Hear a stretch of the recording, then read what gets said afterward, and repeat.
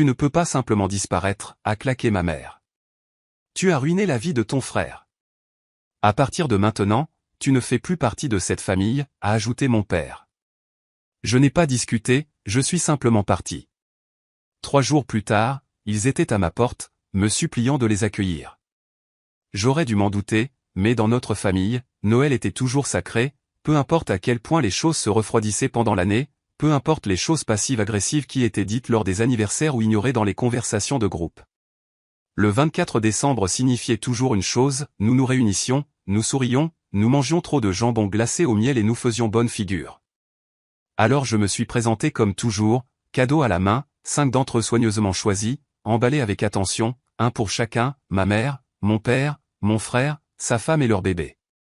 Un jouet haut de gamme pour mon neveu, un flacon de parfum vintage pour ma mère dans son parfum floral préféré, un vinyle rare pour la collection de mon père, un livre personnalisé sur le leadership pour mon frère, ironique avec le recul, et un chèque cadeau pour un spa pour sa femme, qui avait toujours l'air à 2 minutes du burn-out. J'ai passé des heures à choisir chaque chose, payé pour une expédition accélérée, emballé à la main, ruban assorti et tout le reste, car quoi qu'il arrive, je croyais toujours que se présenter avec amour comptait. Ce matin-là, je me suis bouclé les cheveux, j'ai mis le pull que je savais que ma mère avait dit une fois me rendre moins sévère et j'ai conduit avec le chauffage à fond et cette stupide flamme d'espoir dans ma poitrine. Peut-être que les choses n'étaient pas parfaites, mais ils étaient toujours une famille, n'est-ce pas? Il neigeait, à peine plus qu'une simple averse décorative plutôt que quelque chose de sérieux, quand je suis arrivé dans leur allée. Je pouvais voir les lumières scintiller dans la fenêtre du salon. Le Golden Retriever a aboyé une fois de l'intérieur, familier, presque chaleureux. J'ai sonné, les cadeaux empilés dans mes bras comme une sorte d'offrande émotionnelle. La porte s'est ouverte. Ma mère avait l'air surprise, pas du genre « Oh, tu es là », plutôt comme si j'étais arrivé tôt à une fête à laquelle je n'étais pas invité. Elle n'a pas souri. Derrière elle, j'ai vu mon frère déjà siroter quelque chose dans un verre en cristal.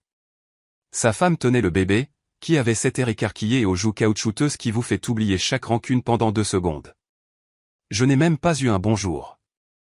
Au lieu de cela, ma mère s'est avancée et l'a dit comme ça, « Tu ne peux pas simplement disparaître. » J'ai ri, pas parce que c'était drôle, mais parce que je pensais que j'avais mal entendu ou peut-être qu'elle essayait d'être dramatique dans cette attitude agaçante de « Ne ruinons pas les fêtes. » Quoi?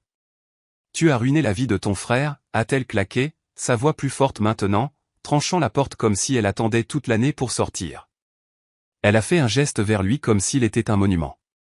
Comprends-tu même ce que tu as fait, ce que cette année lui a coûté?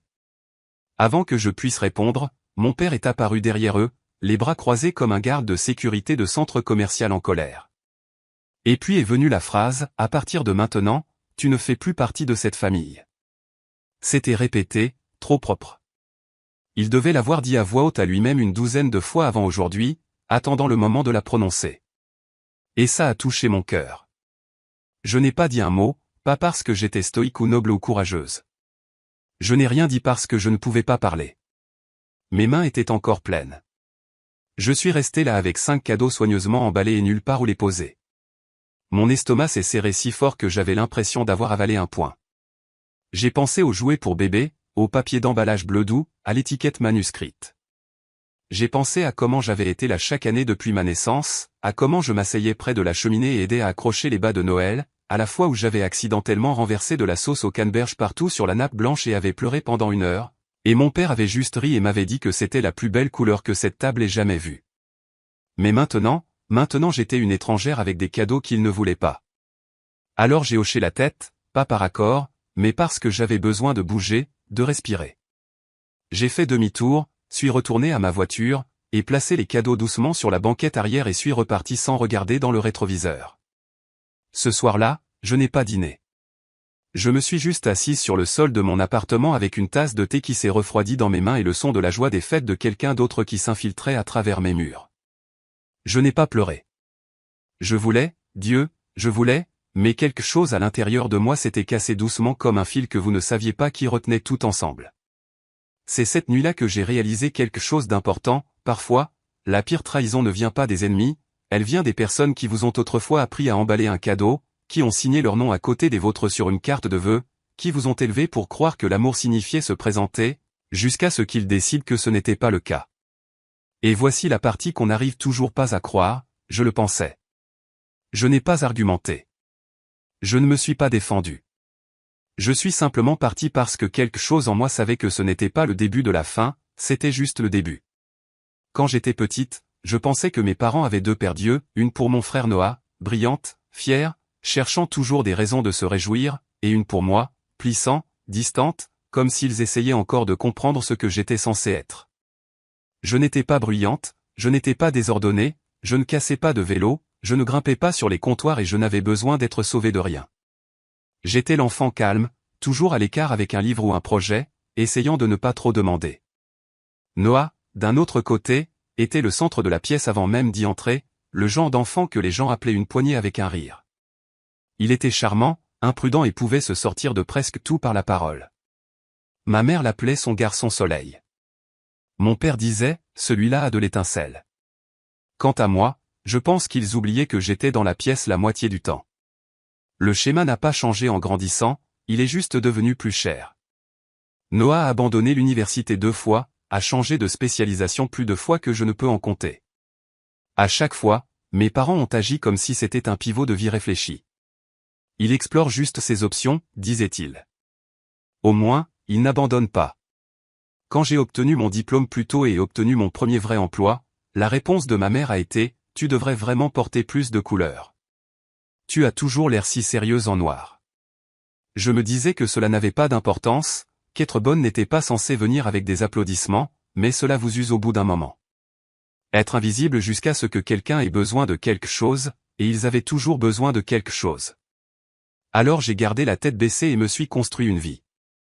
J'ai travaillé dur, économisé de l'argent et finalement aidé à démarrer une petite entreprise avec quelques amis proches. Nous construisions quelque chose qui aidait les cabinets d'avocats à trier plus rapidement tous leurs papiers. Des trucs ennuyeux en coulisses, rien de tape à accent grave-l'œil, mais ça marchait. Mes parents n'ont jamais demandé ce que je faisais, ils ont juste dit « Elle est douée avec les ordinateurs », comme si j'étais une télécommande qu'ils ne savaient pas comment programmer. Puis la femme de Noah est tombée enceinte. Soudain, tout est devenu urgent. Il est prêt à s'installer maintenant. Il a juste besoin de quelque chose de stable. Peut-être que tu pourrais aider. Ce qu'il voulait dire, c'était lui donner un emploi. Alors je l'ai fait. C'était censé être un court stage, juste quelques semaines d'observation. Je l'ai fait venir dans mon équipe, les présenter à tout le monde, et essayer de le mettre à l'aise. Il est arrivé en retard le premier jour, a dit que la circulation était mauvaise. Nous travaillons à domicile. La deuxième semaine, il sautait des réunions et faisait des blagues pendant les appels d'équipe sur le fait que j'étais si coincé pour une petite sœur. Il n'a même pas duré un mois. Un jour, il a juste arrêté de se connecter. Pas d'appel, pas de merci. La fois suivante où je l'ai vu, il était sur une plage au Mexique, torse nu, tenant une noix de coco, postant sur les médias sociaux à propos de grandes choses à venir bientôt. Sa femme était à la maison avec leur nouveau-né. Une semaine plus tard, il a publié une visite vidéo de leur nouvel appartement, élégant, moderne, avec une vue sur les toits du centre-ville, le genre d'endroit qui ne coûte pas cher. Il a légendé, investissez en vous-même, le monde rattrapera. Mes parents l'ont republié et ont écrit, tellement fiers. Je n'ai pas posé de questions. Je n'ai même pas roulé des yeux. Je suis juste retourné au travail. Nous étions au milieu des tests finaux pour notre produit. Nous n'avions encore rien lancé. Tout était encore calme, protégé, le genre de choses dont on ne parle pas en dehors de son équipe parce qu'on sait à quel point les bonnes idées sont fragiles quand elles prennent encore forme. C'est pourquoi quand j'ai reçu l'email d'une amie d'une autre entreprise, j'ai failli renverser mon café. Elle a juste écrit, je pensais que cela avait l'air familier, et a joint un prospectus.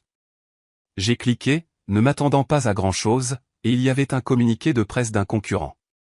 Il lançait un nouveau produit, quelque chose pour aider les avocats à organiser et à examiner plus rapidement les documents. Même concept, même mise en page, mêmes arguments de vente.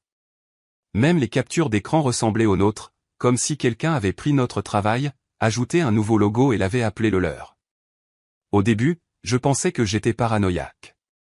Il n'y a que tant de façons de rendre un tableau de bord de logiciel propre, mais ensuite j'ai vu un organigramme visuel, une structure que j'avais passé des semaines à concevoir, une qui n'était pas standard dans l'industrie. C'était la mienne. Personne en dehors de notre entreprise n'avait accès à ce matériel.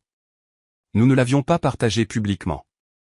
Nous n'avions même pas fait de démonstration encore. C'était le nôtre et quelqu'un l'avait pris. Il n'y avait qu'une poignée de personnes qui avaient accès à nos fichiers de début de phase.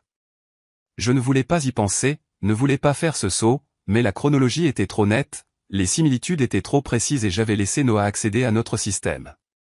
Je n'avais même pas pensé à restreindre son accès quand il a rejoint. C'était censé être temporaire, non rémunéré, observation de base, mais je n'avais pas verrouillé les dossiers. Je n'avais pas imaginé que j'en aurais besoin. Ce soir-là, je me suis assise dans mon appartement à fixer le prospectus pendant ce qui m'a semblé des heures. Je n'ai pas pleuré, je n'ai pas crié. Je me sentais juste vide, comme si quelqu'un avait vidé le milieu de moi et avait laissé la coquille derrière. Je voulais croire que c'était une coïncidence, que je tirais des conclusions hâtives, qu'il y avait une autre explication, mais je savais mieux. Et je n'en avais encore parlé à personne, pas à grand-père, pas à mes amis, pas même à moi-même à voix haute. C'était le 23 décembre. J'étais censé partir pour le dîner de la veille de Noël le matin. J'avais déjà emballé les cadeaux, un pour chacun d'eux, y compris un jouet mou pour le bébé de Noah que j'avais commandé il y a des mois, à l'époque où je croyais encore que je faisais partie de cette famille. J'ai regardé la boîte assise près de la porte et me suis demandé si j'y irais quand même, parce qu'une partie de moi, la partie qui avait toujours continué à se présenter, voulait encore croire que j'avais tort, que peut-être cette fois, je entrerais dans une maison où je n'aurais pas à gagner ma place, que peut-être il finirait par me voir. Au moment où je me suis présenté à Noël, je n'avais vu aucune preuve, ni les reçus, ni les emails, ni la confirmation que mon frère m'avait pris quelque chose et l'avait vendu comme si c'était à lui de le donner. Mais j'avais demandé à l'avocat de notre entreprise de se pencher dessus discrètement, juste au cas où. Il s'avère que juste au cas où était sur le point de faire exploser toutes mes vacances.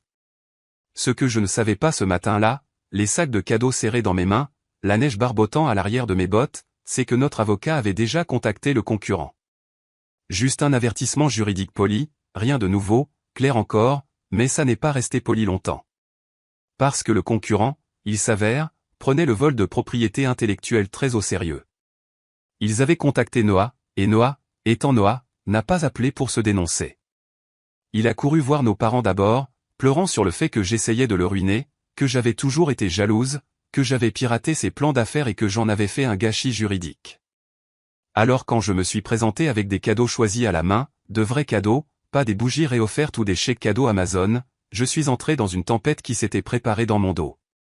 Tu ne peux pas simplement disparaître, a claqué ma mère avant même que je n'enlève mes 2 bottes, et mon père, Dieu bénisse son cœur constamment sans épine dorsale, a ajouté, à partir de maintenant, tu ne fais plus partie de cette famille. Je n'ai pas dit un mot, je me suis juste retourné, suis retourné à la voiture et suis reparti avec les cadeaux toujours dans le coffre. J'ai dîné seul ce soir-là, des restes de pad thaï et un verre de vin. Le vin était bon, le pad thaï pas tellement. 3 jours plus tard, la confirmation est arrivée comme un accident de voiture au ralenti. Notre avocat a appelé et n'a même pas essayé d'adoucir le coup. Oui, et Leliana, il a tout téléchargé, code source, notes internes, diagrammes, dont certains filigranés. Il a vendu l'ensemble à un concurrent pour 350 000 $. Je n'ai rien dit. Il a continué à parler. Il a prétendu l'avoir développé lui-même et avoir embauché une équipe de pigistes pour le construire. Ce qu'il ne savait pas, bien sûr, c'est que votre produit est breveté à votre nom. Elle s'est arrêtée. Ils ferment le projet avec effet immédiat et ils sont furieux. Ils veulent récupérer leur argent plus des dommages et intérêts. Je l'ai remercié et j'ai raccroché. Puis je me suis assise sur le sol de mon minuscule appartement et j'ai fixé le mur pendant environ 10 minutes. Je ne me souviens pas avoir respiré. Noah m'avait volé, mais pire que ça, il avait traîné mon nom dans la boue pour le couvrir. Et nos parents l'avaient cru. Quand le téléphone a sonné à nouveau, je savais déjà qui c'était. Et Leliana, a-t-elle dit du même ton qu'elle utilisait quand j'oubliais d'envoyer une carte d'anniversaire à son partenaire de bridge. J'ai entendu parler de Noah. Il a des difficultés. Des difficultés. C'était le mot qu'elle a utilisé. Pas voler, pas mentir, avoir des difficultés. Vous devez comprendre, a-t-elle continué, qu'il était sous pression avec le bébé, le loyer, essayant de construire un avenir pour sa famille. J'ai failli rire. Je ne l'ai pas fait. Et vous êtes allé aggraver les choses, a-t-elle dit. Vous auriez dû venir nous voir au lieu d'impliquer des avocats. J'ai cligné des yeux. Vous voulez dire au lieu de protéger la chose que j'ai passé des années à construire, ai-je dit calmement. Ce n'est pas la question, a-t-elle claqué. Vous faites toujours tout tourner autour de vous. J'ai raccroché. Pas par rage, pas pour le drame, j'ai juste raccroché, comme mettre fin à un mauvais film à mi-chemin. Et puis j'ai tout arrêté. Les paiements mensuels que je leur avais envoyés pour les aider avec leur hypothèque, disparus. Les transferts Venmo discrets à Noah quand il prétendait que sa carte était bloquée à nouveau, terminés. Je n'ai pas envoyé de lettres, je n'ai pas fait de discours. J'ai juste arrêté. Il y a un certain silence qui s'installe après que vous ayez arrêté d'essayer de gagner l'amour des gens. Pas le genre paisible, pas au début. C'est le genre qui claque comme un réfrigérateur qui vient de perdre le courant. Le silence vous rappelle à quel point tout était bruyant auparavant. J'ai laissé le silence rester et je suis retourné au travail. 3 jours après Noël, j'ai ouvert ma porte d'entrée pour trouver toute ma famille debout sur le porche avec des valises. Noah a eu le culot d'avoir l'air ennuyé, comme si je les avais fait attendre trop longtemps. Ma mère avait ce sourire fragile qu'elle utilisait quand elle essayait de paraître raisonnable pour les voisins, et mon père tenait une mijoteuse, ce qui, je suppose, était son idée d'une offrande de paix. Juste pour quelques jours, a dit maman joyeusement en s'avançant comme si c'était l'enregistrement d'un hôtel. La maison est en cours de rénovation, vous savez, pour la préparer à la vente. J'ai cligné des yeux. Vous vendez la maison ? Elle a hoché la tête comme si je devais être fier. Nous avons une société de mise en scène qui arrive. Peinture fraîche, nouveaux luminaires, ce genre de choses.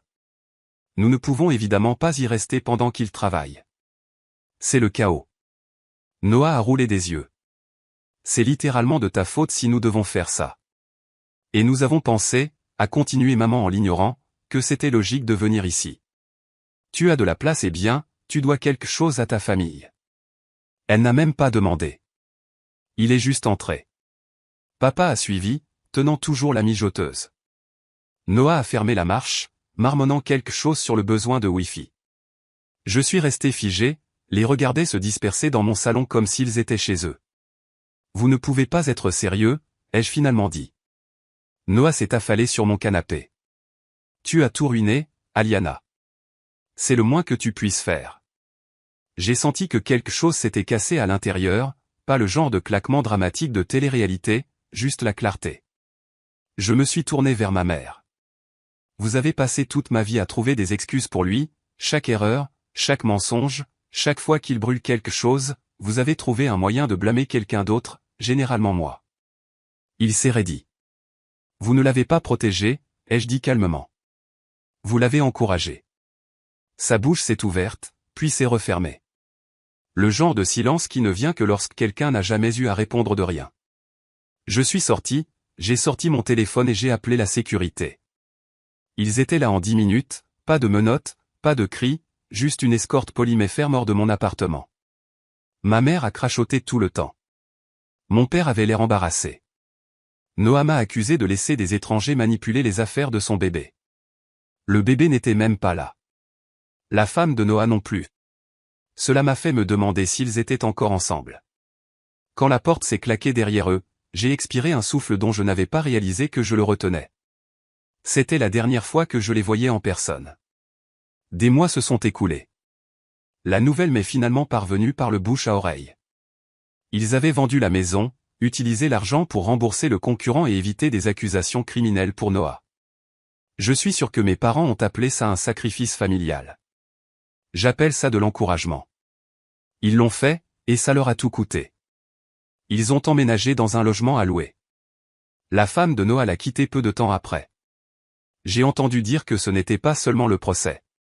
Elle avait trouvé des messages de ses petites vacances en solo, des messages qu'il avait oublié de supprimer. Je n'ai pas souri quand j'ai entendu ça, mais je n'ai pas pleuré non plus. Un après-midi du début du printemps, j'ai reçu un appel de l'avocat de grand-père. Mon grand-père était toujours vivant, vif comme jamais.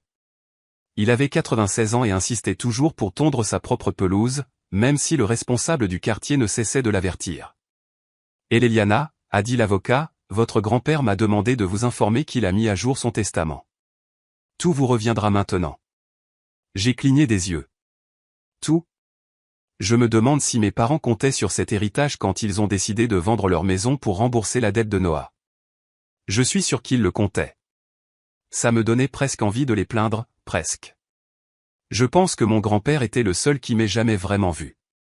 Quand j'avais 9 ans et que j'apprenais à coder, c'est lui qui m'a donné son vieux portable et a dit « Construis quelque chose, ne fais pas attention, ne va pas jouer dehors, construis ». Il a vu ce que mes parents ont refusé de voir, apparemment.